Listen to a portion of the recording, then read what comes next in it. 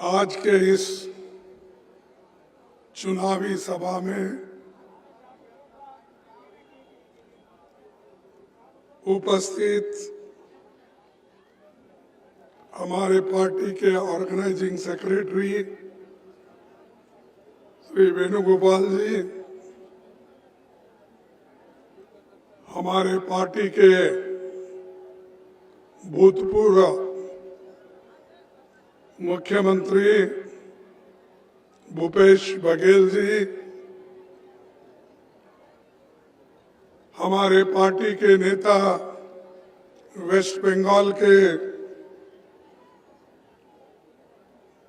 भूतपूर्व MLA, MP और opposition leader थे, कांग्रेस प्रेसिडेंट भी थे श्री आदिर रंजन चौधरी जी, अभी आपके सामने बात किए राज्यसभा के मेंबर अखिलेश प्रसाद जी,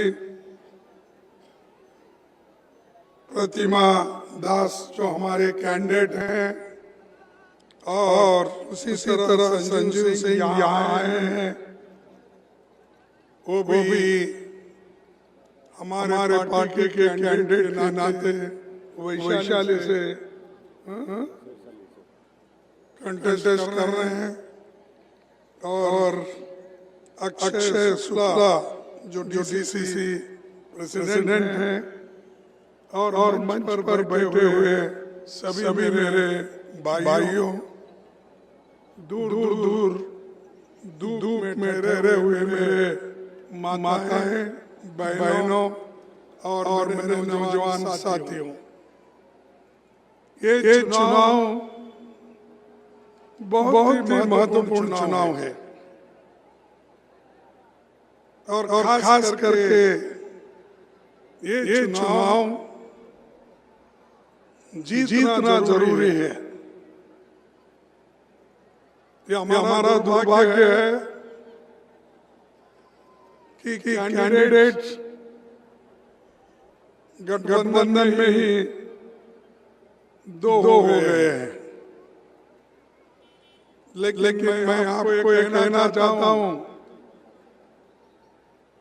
मैं आपको ये कहना चाहता हूं, देश को अगर आगे बढ़ाना है, चुनाव जीतना है, तो आप कांग्रेस पार्टी के उम्मीदवार को हाथ के निशान को वोट देकर जिताइए।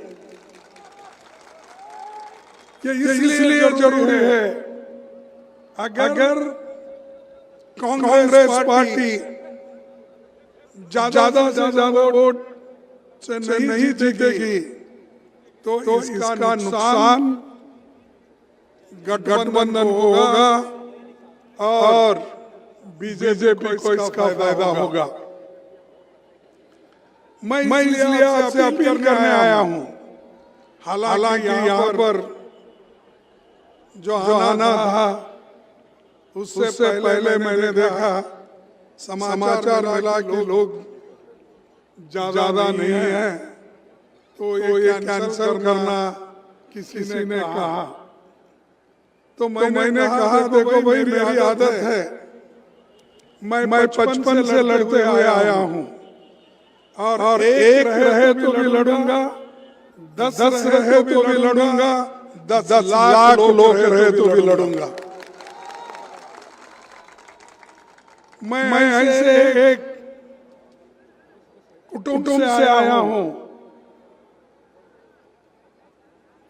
जो निजाम के राज में एक छोटी सी उनकी पार्टी थी, रज़ाकार के लोग थे, मैं उनको दोष नहीं देना चाहता हूं, लेकिन एक मुहिम था, उस मुहिम में हमारा घर जला दी, और उस घर में मेरी माँ मर गई, मेरा भाई मर गया, मेरी बहन मर गई, मेरी चाचा मर गए। सिर्फ मेरे कुटुंब में सिर्फ दो लोग बचे। एक मेरे पिताजी जो खेत में काम कर रहे थे, और एक मैं ऐसा झाड़ के नीचे खेल रहा था। तो हमने घर चलने के बाद और बर्बाद होने के बाद घूमते रहे। हमारे चाचा एक मिलिट्री में थे, पूना में, खड़खड़ी में। तो हमने ये सोचा कि हमारा चाचा के पास जाएंगे, लेकिन आजादी के वक्त हमारे चाचा वॉलंटरी रिटायरमेंट लेके वो गुलबर्गा चले गए।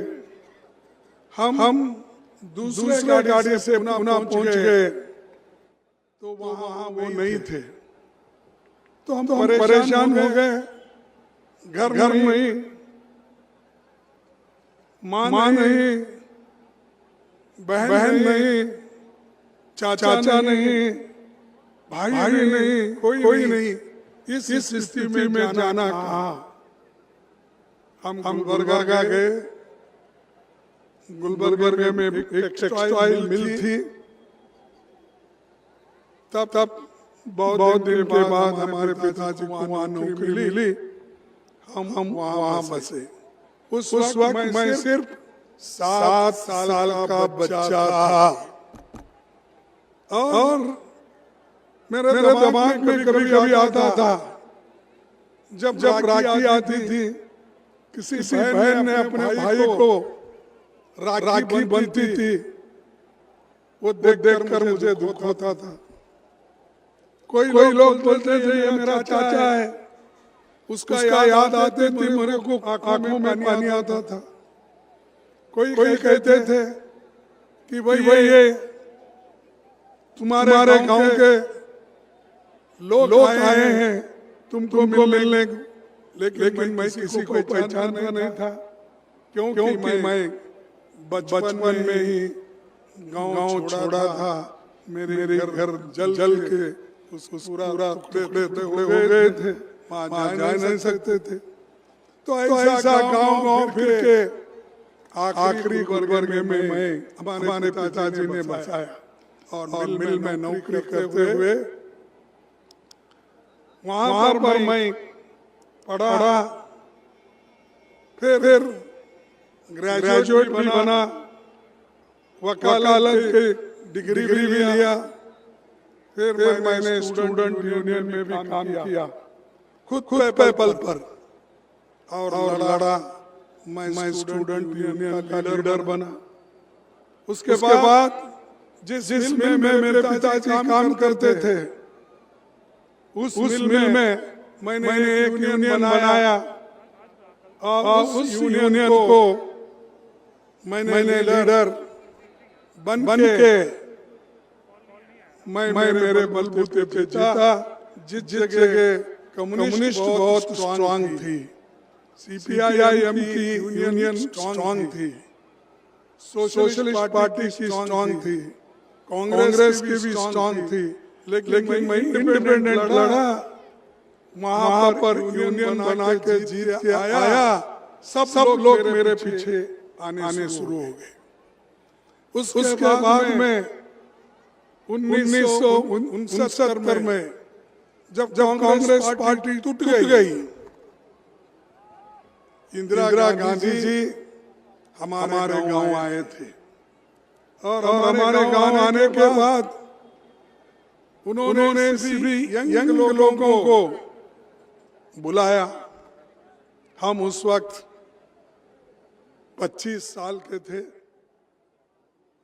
तब उनके पीछे कोई मजबूत लीडर नहीं था, इसीलिए क्योंकि उस वक्त अलग हुआ, इंदिरा गांधी की पार्टी अलग और सिंडिकेट अलग, इंडिकेट अलग। तब आते ही मुझे जब इंदिरा गांधी जी का दर्शन हुआ, तब उन्होंने कहा हमारे वहाँ के डीसीसी प्रेसिडेंट को, अरे देखो भाई ये बच्चा बहुत एक्टिव दिख रहा है, इसको तुम ब्लॉक कांग्रेस कमेटी का अध्यक्ष बनाओ। तो इंदिरा गांधी जी ने मुझे 1969 में ब्लॉक प्रेसिडेंट बनाया। ब्लॉक प्रेसिडेंट से लेके डिस्ट्रिक्ट प्रेसिडेंट से लेके वाइस प्रेसिडेंट से लेके प्रदेश कांग्रेस कमेटी के अध्यक्ष को लेके और मैं आज एआईसीसी का अध्यक्ष बना हूं। ये क्यों बोल रहा हूं? मेहनत करो, आपको मिल जाएगा। ये मत सोचो किसको हराने से मेरे को कुछ मिलेगा, और मायूस मत हो जाओ। अगर रोती रहेगी, डरती रहेगी, लोग डराते रहेंगे। हिम्मत से काम लेना, क्योंकि आजकल शेड्यूल कास्ट को तो हर लोग डराते हैं, हर जगह डराते हैं। वो तो खासकर अब तो बीजेपी की गवर्नमेंट में और हमारे नीतीश के गवर्नमेंट में तो कोई उसका यही नहीं कि परवाह नहीं, क्योंकि वो सिर्फ कुर्सी को देखते हैं। कुर्सी के लालच में वो सोशलिस्ट पार्टी को भूल गए, कर्पूरी ठाकुर को भूल गए, लोहिया को भूल गए। कुर्सी पकड़े, उसी के ऊपर बैठे हैं, उसी को छोड़ना नहीं चाहते। कहाँ है उनके दिमाग में गरीब लोग? कहाँ है उनके दिमाग में पिछड़े लोग, अति पिछड़े लोग? अगर आपके दिमाग में वो होता तो आप बीजेपी के साथ कभी नहीं जाते थे। जो बीजेपी मनुस्मृति पे विश्वास रखती है, जातीयता पे विश्वास रखती है, महिलाओं को कुचल देती है, महिला के हकूक को छीन लेती है और कमजोर तबके के लोगों को दबाती है, वो पार्टी में आप जाकर उनको मदद करते। आप पैदाइश से तो सोशलिस्ट बोले, अब आपको जो कुर्सी की लालच लगी तो सबको भूल गए। तो इसीलिए होशियार रहना जरूरी है। आप गरीब हो सकते हो, लेकिन अपने स्वाभिमान को मत भूलना। स्वाभिमान को अगर भूलेंगे खत्म हो जाएंगे। और बाबा साहब अंबेडकर ने यह कहा है कि डेमोक्रेसी में, लोकतंत्र में हम लोग डेमोक्रेसी को लेके चलना है और सामाजिक न्याय पाना है। जब सामाजिक न्याय नहीं पाएंगे तब हमको कुछ भी नहीं मिलेगा। लोग आते हैं, तारीफ करते हैं, चले जाते हैं, लेकिन अपने को देश भी देखना है, समाज भी देखना है और पार्टी भी देखना है और सब मिलके काम करना भी है। तो मैं ये चाहता हूं, ये भूमि तो भगवान बुद्ध की भूमि है, ये भूमि महावीर की भूमि है, ये भूमि गुरु गोविंद सिंह की भूमि है। महात्मा गांधी जी की जो यात्रा निकली बिहार से ही निकली, इसीलिए बिहार ये पवित्र स्थान है हिंदुस्तान में। कोई लड़ने वाले लड़ते हैं, और मेरे ताजुब इस बात का हुआ जब यहाँ पर मोदी साहब घूम रहे, बहुत घूम रहे, जैसा कि उनके बच्चे की शादी है या बेटे की शादी है, वैसा घूम रहे।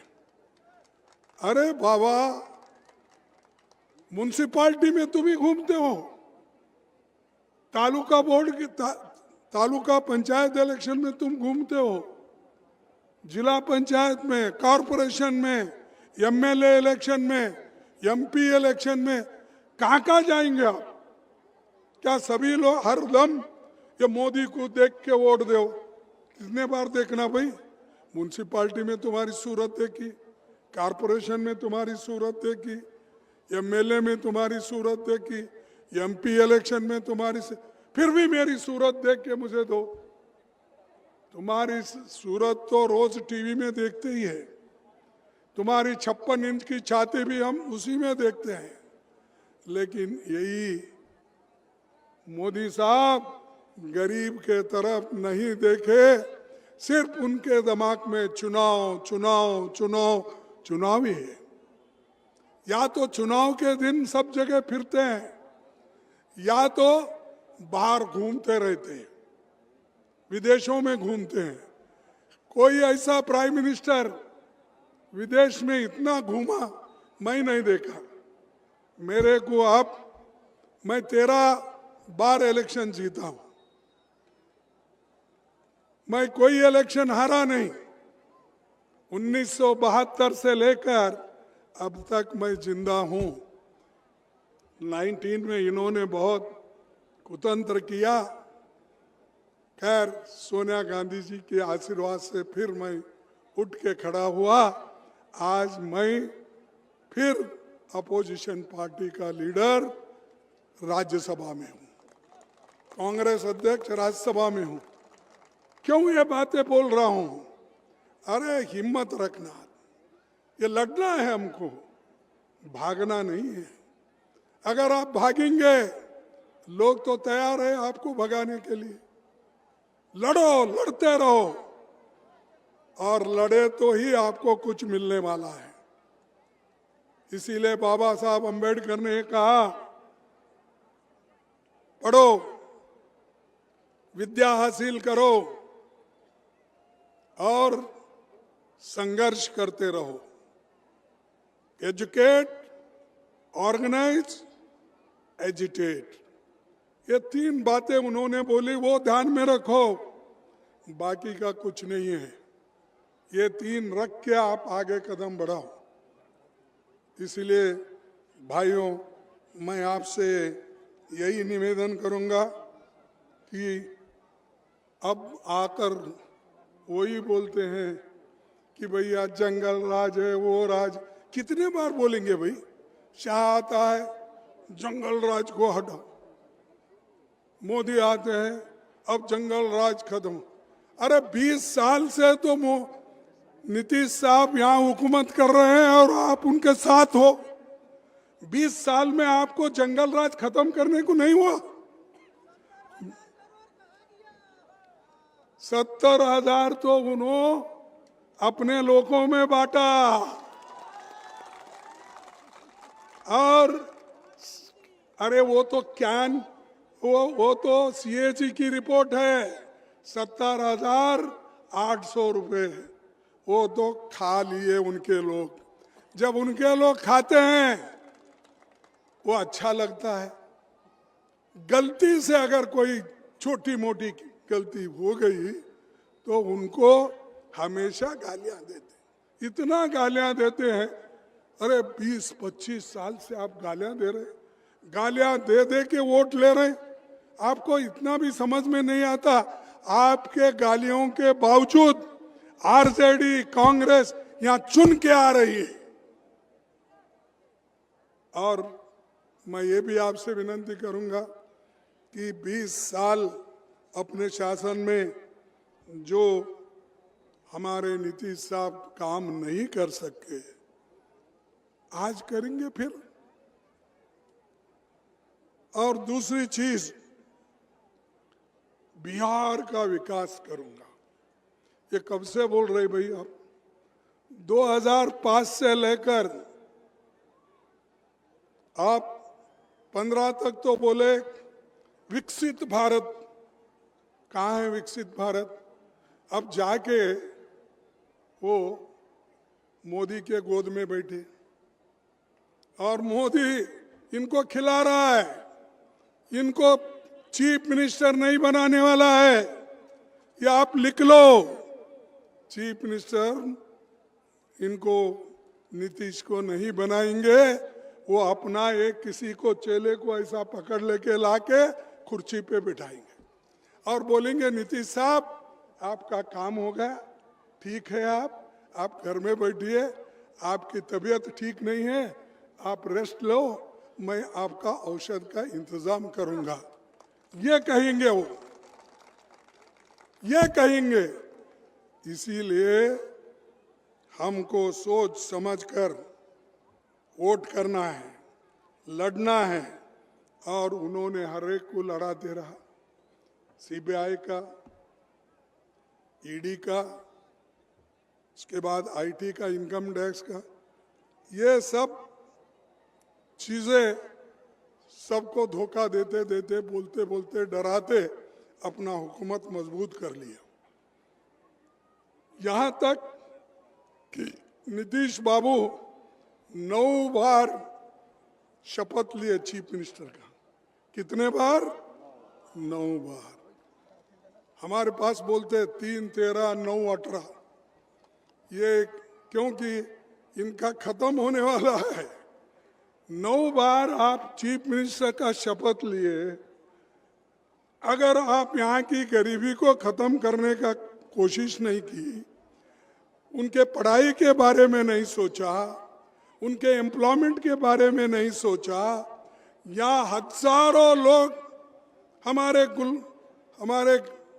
बेंगलुरु आते हैं, मैं बेंगलुरु में रहता हूँ, कईयों मेरे भाई बहनों को, यहाँ के बिहार के लोगों को मिलता हूँ, तो यहाँ से पलायन होते लाखों लोग। तुम क्या कर रहे हो? मैं 9 बार चीफ मिनिस्टर बना, मैं आपकी हिफाजत करने। अरे 20 साल तुम्हारे को हुकूमत मिली तो हिफाजत नहीं कर सके, पलायन होने का रोक नहीं सके, नौजवान लोगों को नौकरी नहीं दे सके, आगे क्या करेंगे आप?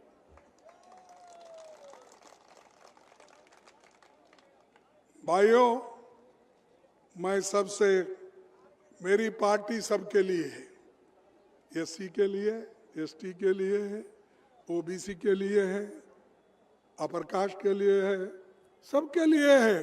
क्योंकि हम संविधान में जो बाबा साहब अम्बेडकर ने दिया है वो सब कुछ हम सबको बांटना चाहते हैं। हम किसी एक के घर में रखना नहीं चाहते, वो सबको देना चाहते हैं। और वो एक काम कांग्रेस ही कर सकती है, कोई और पार्टी नहीं कर सकती।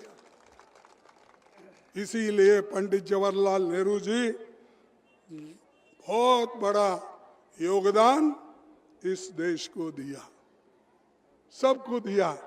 लेकिन जिसके पास अब हुकूमत आई, मोदी साहब 13.5 साल गुजरात में चीफ मिनिस्टर रहे, अब 12 साल से प्रधानमंत्री बन के रहे। जो आदमी अपने गुजरात को सुधार नहीं सकता, जो आदमी 20 साल से यहां हुकूमत में है, वो बिहार को सुधार नहीं सकता, फिर ऐसे आदमी को फिर आप टेस्ट करके अपना वोट देंगे? आपको कोई भी आके कहने दो, आप यही कहना चाहिए कि हम मिसेस दास को वोट देंगे, हाथ को वोट देंगे। क्योंकि चंद लोग यहाँ वहाँ खुश करते हैं, हम तुम एक है भाई, उसूलों से एक है। जब व्यक्ति का परिचय होता है, जब व्यक्ति के काम का परिचय होता है, जब व्यक्ति के लिए वोट डालने का है, वो तो आपके सामने खड़ी है। और जो काम करने वालों को और पूछने वाले लोग हैं, कांग्रेस पार्टी उनको पूछती है क्यों काम नहीं किए, राहुल गांधी जी पूछते हैं, सोनिया गांधी जी पूछते हैं कि पार्टी के लिए काम करो, हमारे कार्यक्रम के लिए काम करो। गरीबों के लिए सोनिया गांधी ने बहुत से कार्यक्रम दिए। इंदिरा गांधी ने तो इतना काम दिया, 10 पॉइंट प्रोग्राम दिया, 20 पॉइंट प्रोग्राम दिया। जब यहाँ पर शेड्यूल कास्ट के ऊपर अत्याचार हुआ था, इमरजेंसी के पहले उस वक्त उन्होंने हाथी पे चढ़ के उस गांव को गए थे, बेलची। अरे ऐसे लोग त्यागी हमारे पास है। इस देश के लिए गांधी जी गोलियां खाए मर चुके, उसको मारने वाले कौन? मारने वाले यही लोग, आरएसएस के लोग, बीजेपी के प्रोत्साहन से। मैं नहीं बोल रहा हूं, ये तो वल्लभ भाई पटेल ने अपने भाषण में कहा है कि गांधी जी के मौत के लिए कौन जिम्मेदार है? तो जन भड़काऊ लोग जिम्मेदार है। इसीलिए उन्होंने आरएसएस को बैन किया था। भाइयों, एक गिलास। भाइयों, मैं इसीलिए आपको ये कह रहा हूं कि हमको लड़ना है, और खास करके जो महिला काम करते आ रही है उसको आप सम्मान देकर चुन के लाइए।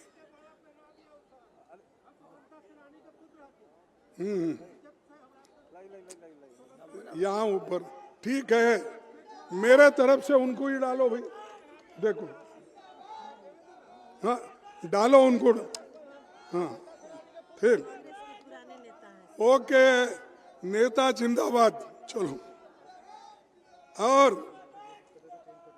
और देश की चिंता, मोदी जी को देश की चिंता नहीं है। आज हमारी हालत क्या है? इस देश के 5% लोग, उनके पास 60% दौलत है, और 50% लोगों के पास, गरीबों के पास सिर्फ 3% दौलत है। आप भी सोचिए, मोदी साहब इसके बारे में कभी सोचे? मोदी साहब कभी इसके बारे में बैठ के बात किए हैं? वो सिर्फ चाहते हैं घूमो, घूमते रहो। कहाँ है लंदन में, कहाँ है रसिया में, कहाँ है अमेरिका में, कहाँ है टर्की में, कहाँ है अफगानिस्तान में, कहाँ है यूक्रेन में।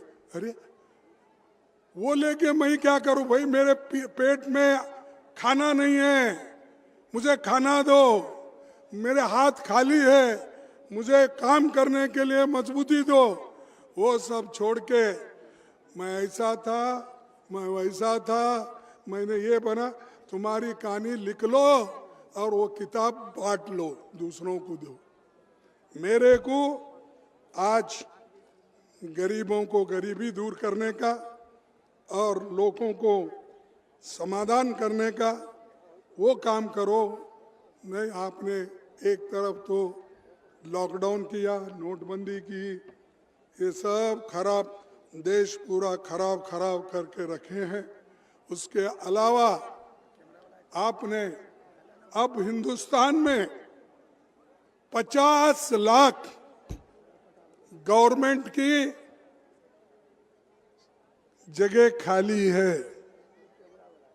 सेंट्रल गवर्नमेंट विश्वविद्यालयों में, कॉलेजेस में, टीचर्स में, सब अगर आप गिनती करेंगे 50 लाख के ऊपर नौकरी है, खाली है। वो भर्ती करो ना, मोदी साहब आपके हाथ में है। और यहाँ आकर बोलते हैं हर साल मैं 1 करोड़ नौकरी अब देंगे। वायदा किया ना? हाँ किया क्या नहीं? 5 साल में 1 करोड़ 1 करोड़ नौकरी देने का आपने कहा। पहले तो आपने बोला था हर आदमी, हर युवाओं को मैं एम्प्लॉयमेंट दूंगा और 2-2 करोड़ नौकरी दूंगा। दिया 2 करोड़ नौकरियां। और आपने कहा 15 लाख रुपए काला धन लाके तुम्हारे जेब में डालूंगा। मिला आपको? अरे मिला होगा, क्योंकि मोदी कभी झूठ बोलते हैं? झूठ बोलते हैं उन्होंने? बोले झूठ, तो बोले उन्होंने 15 लाख 2 करोड़ सब। देखो ऐसे झूठे लोगों को वोट मत दो। आप सभी लोग एक होकर कांग्रेस पार्टी को जिताओ और कांग्रेस पार्टी जीतने के बाद हम हमारा जो भी काम है, हम पहले से जो उसूलों पे काम करते आए हैं उनको आप देखना चाहिए।